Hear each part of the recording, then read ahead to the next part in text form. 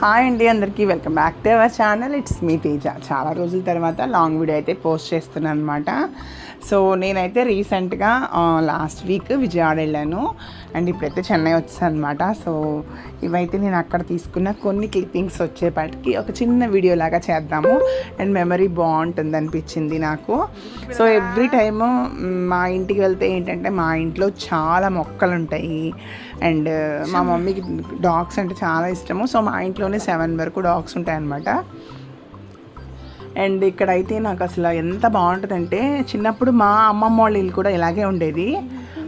In fact ఇంకా బాగుండేది.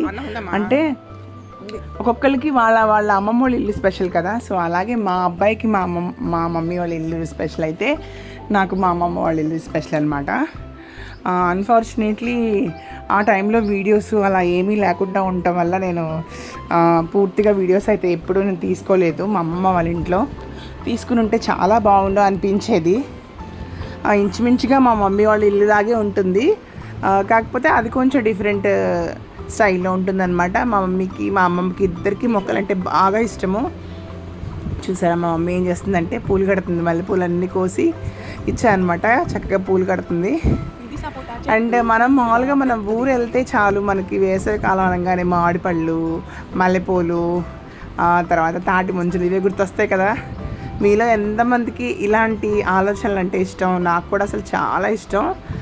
And ఇప్పుడైతే మా ఇల్లు జస్ట్ చిన్న చిన్న క్లిప్పింగ్స్ అనమాట. మమ్మీ ఎన్ని మొక్కలు పెంచుతుందో. ఆకుకూరలు వచ్చి రీసెంట్ టైమ్స్లో స్టార్ట్ చేసిందనమాట. కూరగాయలు ఆకుకూరలు వచ్చి పుదీనా, వంకాయలు, తర్వాత పచ్చిమిర్చి, టమాటా ఇవన్నీ కూడా పెంచుతుంది. నాకు ఇండోర్ ప్లాంట్స్ అయితే చాలా వెరైటీస్ ఉంటాయి. నాకు అసలు కొన్ని పేర్లు కూడా తెలియదు. జెట్ ప్లాంట్ ఒకటి తెలుసు, అమూల్ ఉంది. అండ్ ఇది వచ్చేప్పటికి ఇంతకుముందు మేము ఒక హౌస్లో రెంట్కుండే వాళ్ళం, ఆ ఇంట్లోంచి తీసుకొచ్చిన మొక్క అనమాట. చాలా పెద్దదైపోయింది. అండ్ పనస చెట్లు, సన్నజాజితో కూడా నాకు చాలా మంచి మెమరీస్ ఉన్నాయి. చిన్నప్పుడు బాగా పూలు కోసుకొని పెట్టుకునే వాళ్ళ అమ్మమ్మ వాళ్ళ ఇంట్లో కూడా. సో మనీ ప్లాంట్లో అయితే చాలా వెరైటీస్ ఉన్నాయి.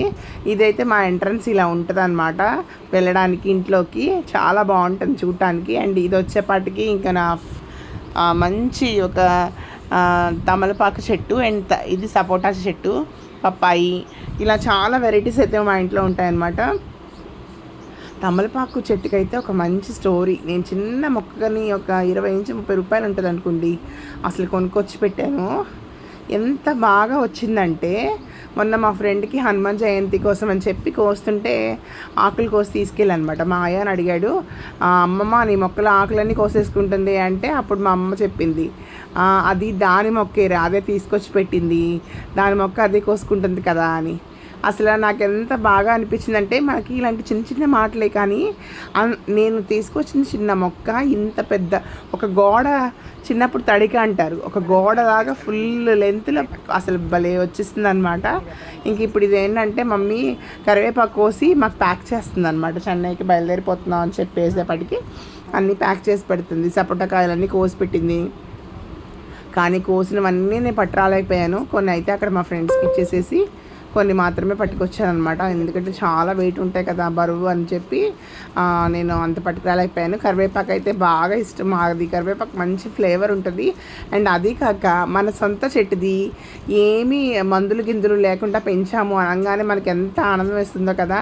సో అందుకని చెప్పి నేను కోసుకుని అక్కడే మొత్తం శుభ్రంగా దూసేసి కవర్లో పెట్టుకొని తీసుకొచ్చాను అనమాట. నాకు మా చెల్లికి, మా చెల్లి కూడా ఇక్కడే ఉంటుంది కాబట్టి.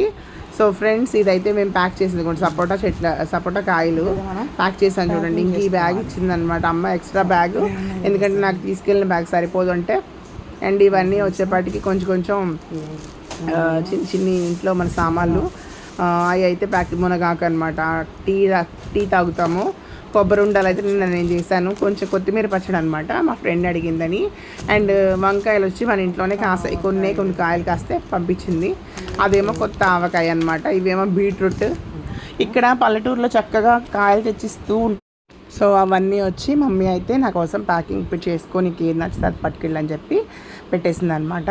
సో ఇవైతే కొన్ని సపోటా కాయలు వచ్చి నేను చెన్నైకి అని పెట్టుకున్నాను, కొన్ని ఏమో విజయవాడలో నాకు ఫ్రెండ్స్ ఉన్నారు కదా, సో వాళ్ళకి ఇద్దామని చెప్పి అవైతే ప్యాక్ చేసి పెట్టుకున్నాను అనమాట. అసలు ఆ కాయలు ఎన్ని కాస్తున్నాయి అంటే కింద పడిపోయి పాపం రాయి మీద పగిలిపోతున్నాయి అనమాట.